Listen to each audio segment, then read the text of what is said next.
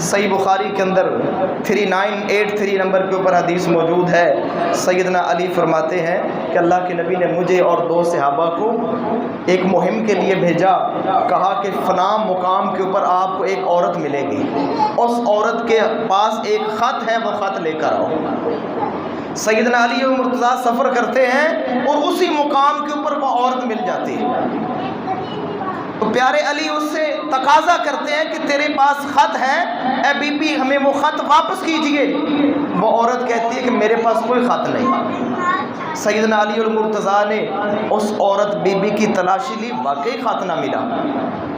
تھوڑے سے پریشان بھی ہوئے، لیکن ایمان اور یقین کا لیول بڑا۔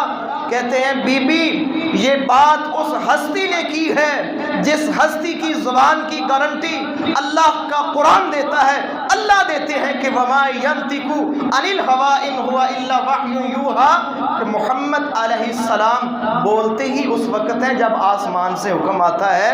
یہ اس زبان سے بات نکلی، تیرے پاس خط ہے، خط دے دے وگرنہ ہم تجھے ننگا کر دیں گے، تیرے کپڑے اتار دیں گے۔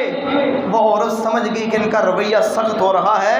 حدیث کے اندر لکھا ہے ازار باندھنے کی جگہ کے اوپر وہ ہاتھ لے کر جاتی ہے، خط نکال کے سیدنا علی مرتضیٰ کو دے دیتی ہے۔ تو میرے محترم بھائیوں، اس واقعے سے پتہ ہے بات کیا سمجھ آ رہی ہے کہ پیارے علی کا اتنا یقین اور اتنا پختہ ایمان تھا اللہ کے نبی کی بات کے اوپر کہ یہ ہو ہی نہیں سکتا کہ نبی نے بات کی ہو اور وہ جھوٹی ہو۔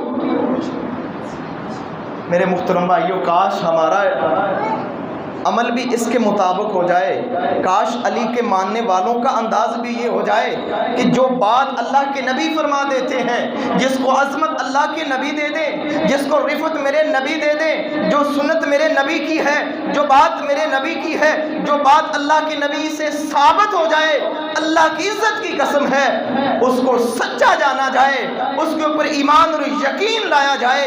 پوری دنیا روٹتی ہے تو روٹ جائے، پوری دنیا جاتی ہے تو جائے۔ سیرت علی کا پیغام یہ ہے کہ محمد الرسول اللہ صلی اللہ علیہ وسلم کی بات کے اوپر یقین اور ایمان نہ جائے۔